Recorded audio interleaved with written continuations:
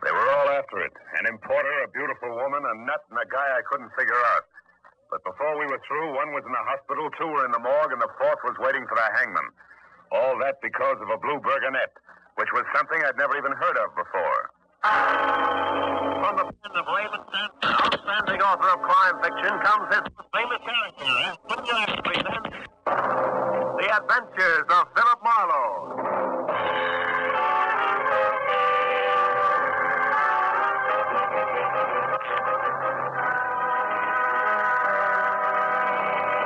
And now, with Gerald Moore starred as Philip Marlowe, we bring you tonight's exciting story, The Blue Burgonet.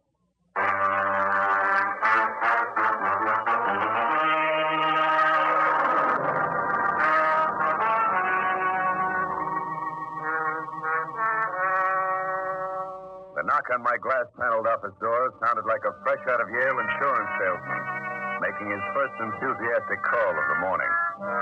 Yet when the door swung open, I was surprised to see a man with no more height and weight than a jockey, and all the boyish bounce of a New Year's Day hangover.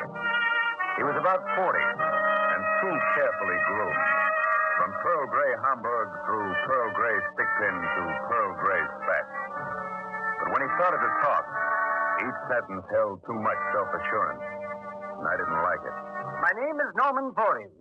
I'm an importer located here in Los Angeles, in San Francisco, and in the Orient. I'm Philip Marlowe, private detective, located all in one place, which means that your rent bill is higher than mine, and that's all. I have little time for flippancy, Mr. And I have less time for high-handedness. I don't make ends meet by pulling a rickshaw either, Mr. Voorhees. Cigarette? I don't... Thank you.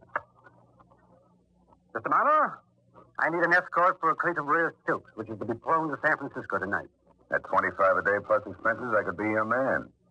Why so much fuss over a few bolts of silk? In this case, it's the embroidery on the material, a very rare and very intricate Chinese design. Which in basic English means what? Oh, come, Marlowe. The silk was legitimately purchased at a low figure, and a profitable resale is my only object. And why the pistol packing routine? Because I was forced to outsmart a half-dozen competitors to get this material. There are poor losers in every business, is that it? Exactly. Now, will you take the job? All right. Where do I report and when? At my warehouse on South Figueroa at 9 tonight. Here's my card. Either my assistant, Miss Sandra Lane, or I will be on hand. Fine. Oh, and by the way, Mr. Voorhees, I didn't mean to snap your head off when you first walked in. It's just that I'm quick to resent being pushed around. Don't apologize, Mr. Marlowe. If you hadn't been that quick, I wouldn't have hired you. Good day, sir.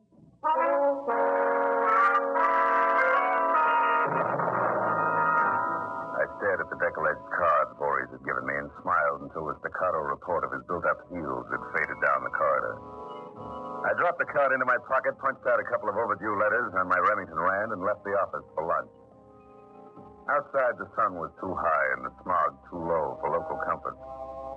So, with nothing to do until 9, I decided to drive out to the pier in Santa Monica, where I could eat French fried shrimp and watch the seagulls collect overhead and swear at me. But when I got to my car and opened the door, I suddenly forgot about lunch. Because a man was crossed inside my car waiting with a gun in his hand. Get in, Marlowe, quickly. Then start the car and drive until I tell you to stop. What are we going to do about the red lights, Bud? Hurdle them? Marlowe, start the car or I'll kill you. That's nice and congenial of you. Okay, where to? Just drive and listen carefully. I'm a foreigner. No. Yes. My name is Leonardo Baltiera. Does that mean anything to you? Frankly, no. Then again, I haven't checked the Rogues Gallery in almost a month. Stop it, Marlowe. I haven't traveled the width of this country without a moment's sleep to hear empty words. Now, where is the Blue Burgonet? The blue what? The Blue Burgonet, Marlowe. Where is it? Look, Baltieri, maybe you have all your marbles and maybe you don't. But either way, believe me, I've never heard of a Burgonet, red, white, or blue. Don't lie to me, Marlowe. With my own eyes, I saw him going to your office. Voorhees, what's he got to do with it? Everything. He stole the Burgonet from me. You know that. Voorhees never mentioned such a thing to me. You lied. I only been here in Los Angeles an hour, but already I know that Voorhees has the Burgonet. And I swear by all that's holy, it will be in my hands where it belongs before morning. And if you don't... Marlowe, watch out. I just had my fender straightened out. Pull over there. Don't move, Marlowe. Don't move. I still got the gun and I still shoot. Now remember, I'll be back for the Burgonet because it's mine. And I'll never rest until it's safely here in my hands.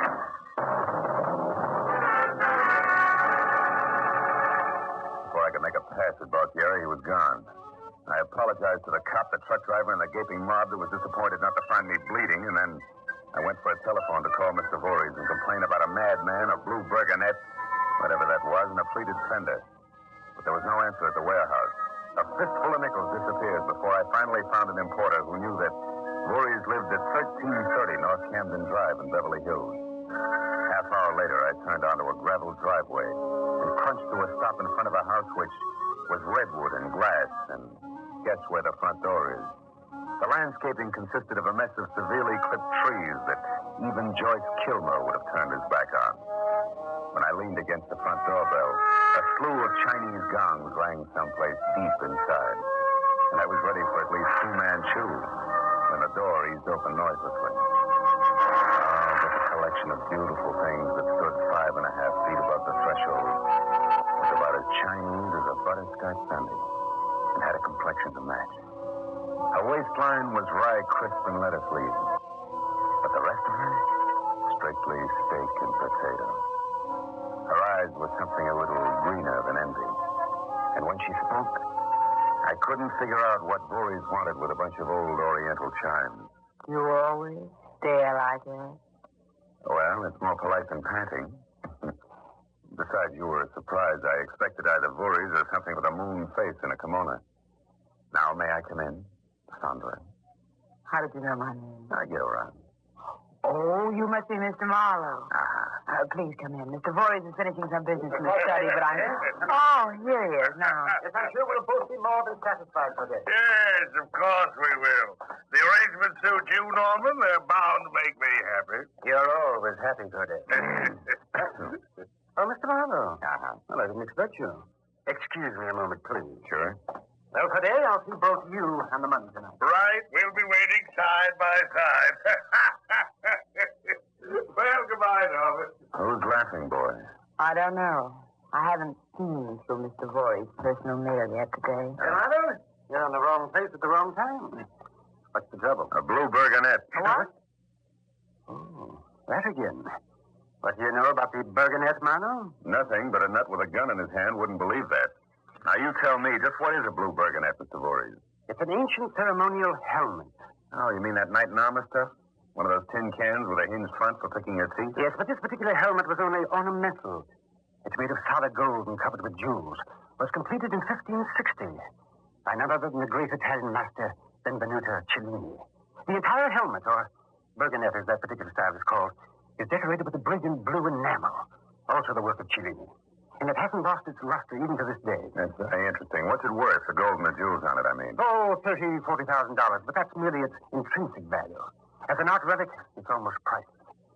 However, the last time I heard of the Burgonet was in Italy before the war. Yeah, but the man with the gun doesn't believe that. He thinks you've got it in your hip pocket. Then the man with the gun must be Leonardo Baltiera. That's right. How'd you know? Because the great uncle of Baltiera's was the last rightful owner of the Burgonet.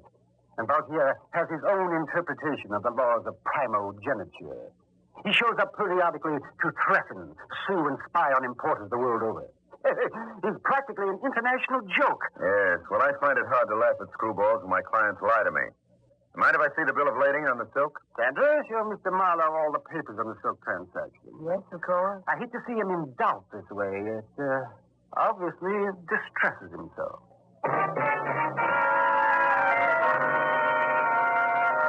Sandra produced an armful of papers that looked more involved than the semi-annual report of the United States Gypsum Company. I pored over them until it was obvious to even the jade Buddhas in the room that my real interest wasn't in any figure on paper. And then I left. When I got into my car and rolled out of the driveway onto Camden, a black coupe pulled up sharply on the other side of the street. A long, thin face that was jacking up enough sandy hair to stuff an ottoman stared at me like I was a cyclops wearing harlequins. And he didn't let it go at that, because when I turned towards sunset, he swung around and followed. It stayed that way until we were out of Beverly Hills and along the strip. By then, I got curious to see just how far he'd go. So I signaled for a stop with all the subtlety of a Cub Scout sending his first message by semaphore, and I pulled up in front of a sandwich shop. A minute after I entered and sat down at the counter, Sandy Hair joined me. When we each had a steaming cup of coffee in front of us, he opened up. You mind passing the sugar, fella? Not at all. Now, do you mind telling me why I'm being tailed? Huh? Come on, tit for tat, you've got your sugar. Okay. I saw you coming out of Norman Voorhees' place in Beverly Hills. Now, what's he to you? I could say it was my mother, but you wouldn't believe me. I'm wasting my time. Mm-hmm. Are you interested in making a lot of money for a little information? A reward, you might say? Always. Information about what? A Blue Burgonet. Say, I know a guy you ought to know. His name's Leonardo Baltiera, and Blue Burgonets are his hobby. Matter of fact, you might even say that he's crazy about them. I'm shoving off, alone.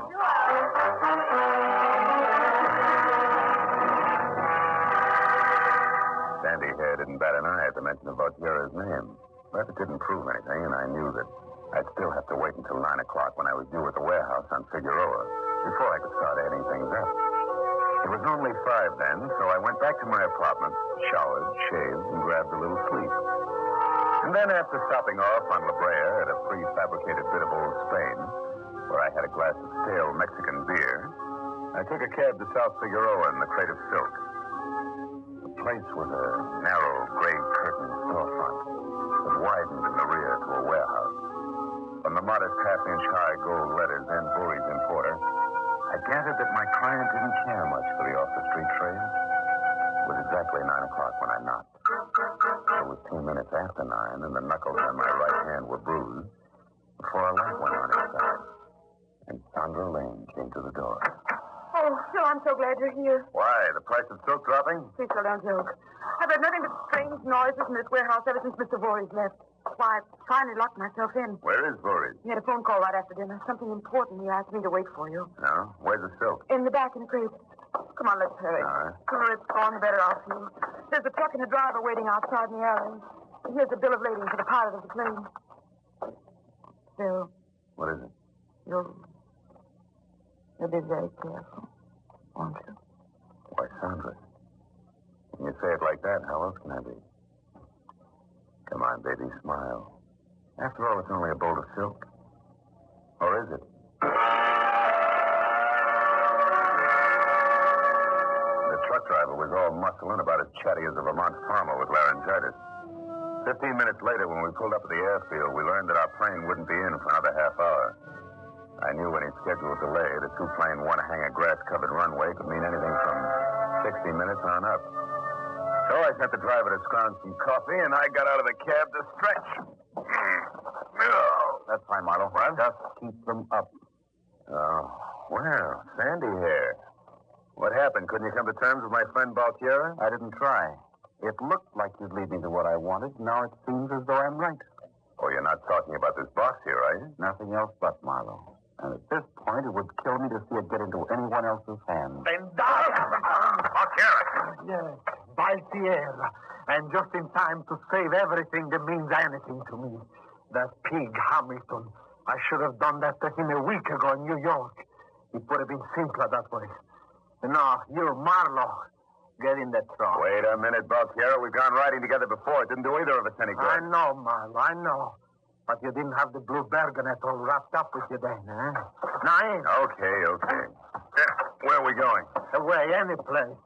Just so I can get the Burgonet out of that ugly crate without interference from anyone, including you, Marlowe. Baltiera focused the muzzle of his gun in close to my right ear.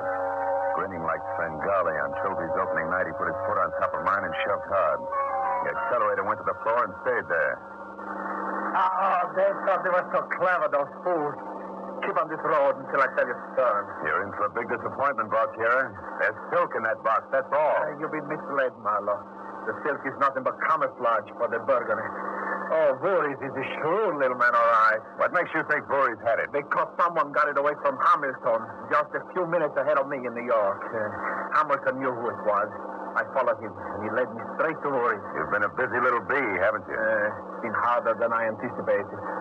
My original plan was subtle and perfect. I even sent my wife away on an extended vacation so they won't be able to get at me to her. Turn right on the side road ahead. You better let me slow down a little. We'll never make it. All right, I'm not afraid. They can strip me of money and position, but they can't keep me from the symbol of Valtierra power. Can't buy much power these days for $30,000. That's what your fancy war bonnet's worth. Oh, to you cattle, yes. But the blood of ancestors that built an empire flows in my veins. To me, the Burgonet is the heart and soul of a tradition that will never die. I'm penniless now, but that golden helmet will be the source of an inspiration that will recreate the grandeur of my ancient family. Oh, brother, are you wound up? You'll need a balcony and 8 inches more chin to get away with that routine. Shut up. Stop over there under those trees and do just as I say. All right. Now what? Get out on this side. Now push that box off onto the ground. Aren't you afraid I might bend up your precious heirloom? Here is a tire iron. Rip the lid off. And a bullet flies fast, so don't try anything foolish. All right, all right. That's enough. It's loose. I'll be very pleased to do the rest to myself. Stand back there. Oh, I've waited for this moment.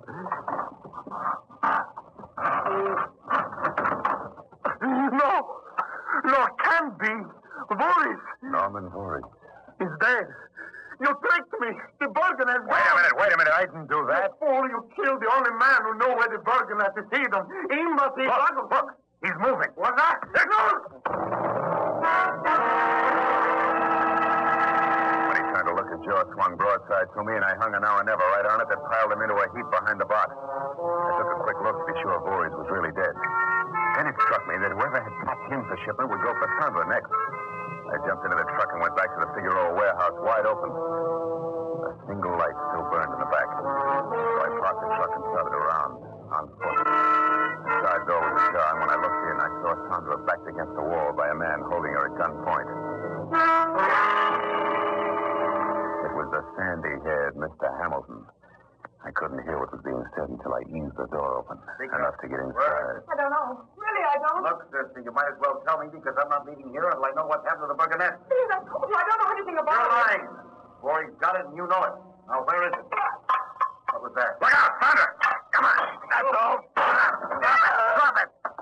No, you don't! Drop it! Oh, Philly, you all right? Yeah. Yeah, he missed me. It's kind of funny, though, how he collapsed all at once. I expected a real fight. Well, it might be a trick. No, look at his face, like wet ashes. The guy's out cold. He really looks sick. Name's Hamilton, but who is he, anyhow? I have no idea. All I know is he came in with that gun in his hand while I was waiting here for Mr. Voorhees. Voorhees? Got a long wait, baby. Voorhees is dead. Oh, no. Yeah, I carried his body out of here myself in that box we thought was full of silk. Murdered? That's right. Oh. Incidentally, Sandra, do you always wait around with your coat over your arm? Well, no, Oh, Phil, I'm scared. I've got to tell you the truth now. Mr. Voorhees had the Blue Burgonet. He said he bought it from someone, I don't know who. That shipment of silk to San Francisco was only a decoy to get Baltier and this man Hamilton off the trail. Baltier was decoyed to a vacant lot all of 10 whole minutes from here. Hamilton's right in our lap and Voorhees is dead. Fine. But those boys are playing for keeps. Where's the Burgonet now? I don't know. Please, Phil, believe me, I don't know anything more than that. I'm afraid I want to get out of here, out of this whole mess. Listen. It's all right, Sandra. I got his gun. Let's bring him to and find out what his wrinkle is. Got some water handy? His head's been cut. Yes, there's water in the back. I'll go get some. Thanks. Okay, come on, Hamilton. Wake up. Come on. Come to life. Scream jerking to my feet. I made an end run around a line of Ming vases and dashed to the back door as the motor roared off down the alley. When I got to where I could see a pair of tail lights were just winking out of sight around the corner. And even before I turned, I heard another car coming up behind me. It was blacked out, and Leonardo Baltiera looked like a ghost that had just seen a ghost. He was at the wheel. I dived for cover as he threw some bullets in my general direction. Then he tunneled fast into an alley after the first car, leaving nothing but dusty darkness behind him. I'd been as outclassed as a stutterer at an auction. And I figured if I wanted wanted to see Sandra's green eyes again, which I did, I'd better pry some fast answers out of Mr. Hamilton. He was tottering on a pair of rubber legs when I got to him, but I didn't give him the benefit of any doubt. Where's the girl? What happened back there? Nothing, just kidnapping, reckless driving, and assault with a deadly weapon, and I'm in the same mood, so don't move until I finish calling the police. The police? You're going to call the law? Yeah. And then you're going to give out with some straight information, and if you don't think I mean it, just try getting tongue-tied and see what happens. Oh, wait a minute, Marlowe. We've been wasting a lot of each other's time here. My membership card. H.J. Hamilton, investigator. Office of the Curator, Italo-Hispanic Museum, Chicago. Well, I was suspicious of you at first, Marlowe. Yet all the time we were on the same team and didn't know it. I hope the outside world never hears about this. Okay, Hamilton, now how does the real story go? Like this, 1, 2, 3. The museum inherited the Cellini helmet known as the Blue Burgonet from its owner, Alessandro Baltiero, who was killed in the war. He was Leonardo Baltiero's great-uncle, and he disinherited that bug years ago. I located the helmet in Italy and brought it to New York last week. It was stolen from me there, and everything points to one man as the thief. That's Norman Voorhees. And when we find him... Voorhees is dead. You sure? I'm positive. His body was in the box at the airport. Leonardo Baltiero. No. Baltiero found the body, and it almost shocked him out of his accent. Look, what do you know that I don't about Sandra Lane? Nothing. She's Voorhees' assistant, that's all. She knows her boss had the helmet. She's in plenty of trouble right now. We better punch a hole in this setup and quick. You're right. That shipment of silk was a sidetracker, wasn't it? For you and Baltiero. And a big piece of this thing is missing, Marlowe. There must be somebody else involved that we don't know about. Yeah. With you out of his hair, Voorhees undoubtedly intended to get rid of the Burgonet tonight at your... Ooh. Wait a minute. He did have an appointment tonight. Where? Who with? What was that guy's name? The red-faced, fat, a real laughing boy. I heard his name once. Ruddy complexion, jovial. Yeah. Could it be Corday? Corday. That's it. Spence, and we suspect the big one. Left Chicago 3 months ago. Lives in Beverly Hills now. I've got an address on... Oh, good. Come on, find it. Here. 621 North Maple. It's a long shot. Well, what can we lose at this point? Besides, it's about our turn for a break. Hey, you really look beat. You sure you can make it? I wouldn't miss it for anything. Let's go. We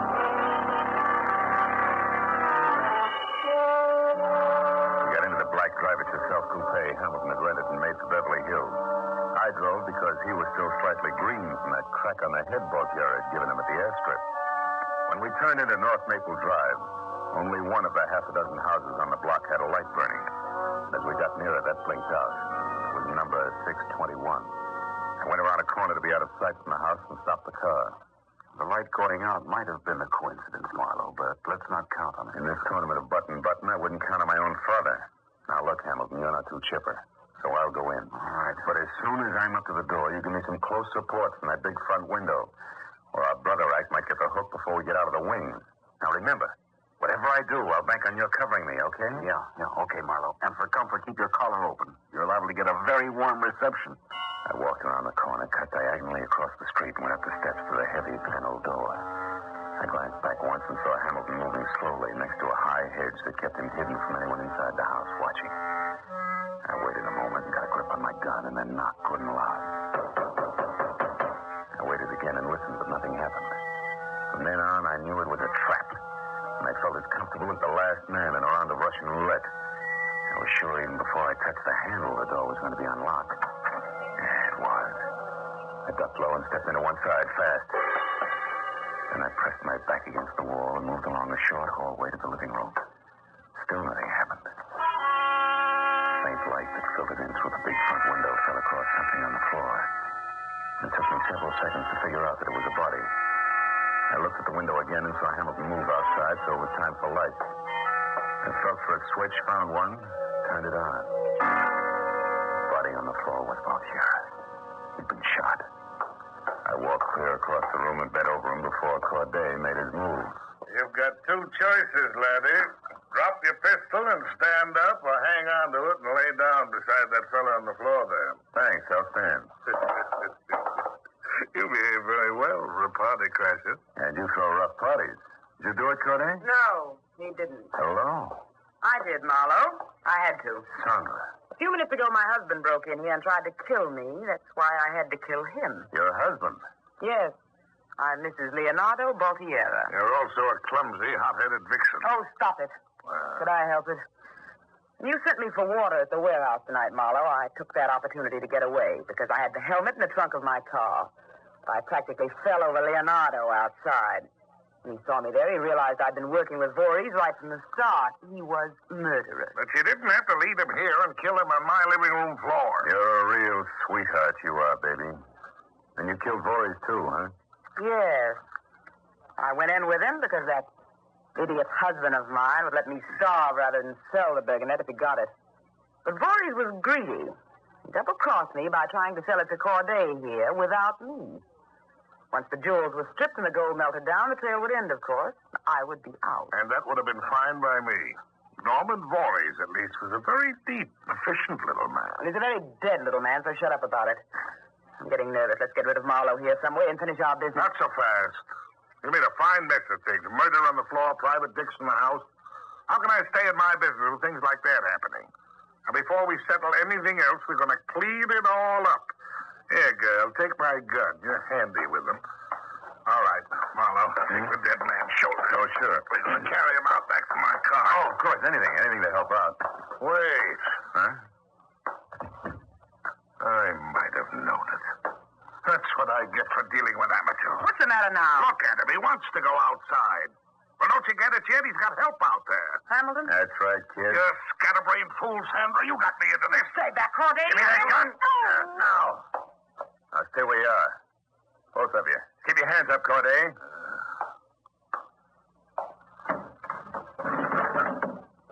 Okay, Hamilton. You can come in now. Everything's under control. Hamilton.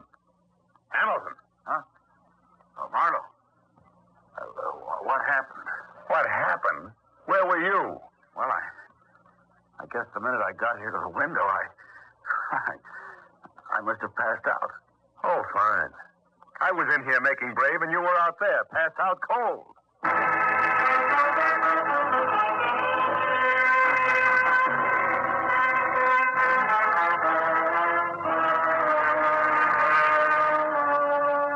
I slept in the next day and didn't get to my office until afternoon.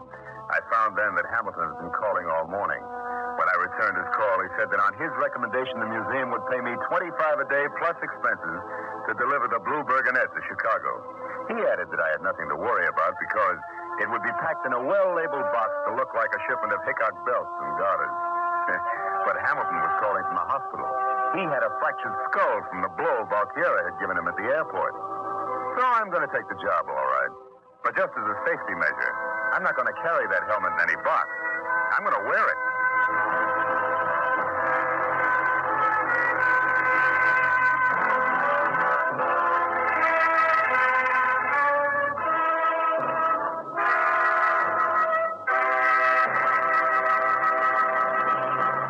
The Adventures of Philip Marlowe, created by Raymond Chandler, stars Gerald Moore and is produced and directed by Norman McDonald.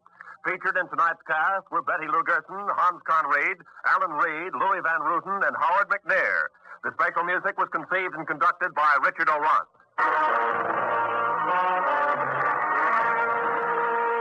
Be sure to be with us again next week when Philip Marlowe says... Strange things were going on that night. There was a wild stallion waiting in a garage, a gladiator with a chip on his shoulder, and a nasty storm brewing overhead. All I had to do was keep an angel out of trouble, and that sounded easy. Until I found out that even an angel can be too hot to handle.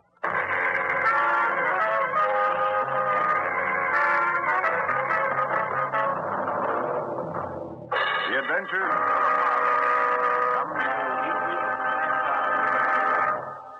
Now, living out in the open in the summer is fine. But living in the open in winter is quite a different matter. But that's exactly where you'll find millions of people in Europe and Asia. And many of those living outside are children. Support the Crusade for Children. Remember, the Crusade for Children represents 26 long-established relief agencies. Your gift goes to all these agencies. This is CBS, the Columbia Broadcasting System. KNX Los Angeles AM and FM.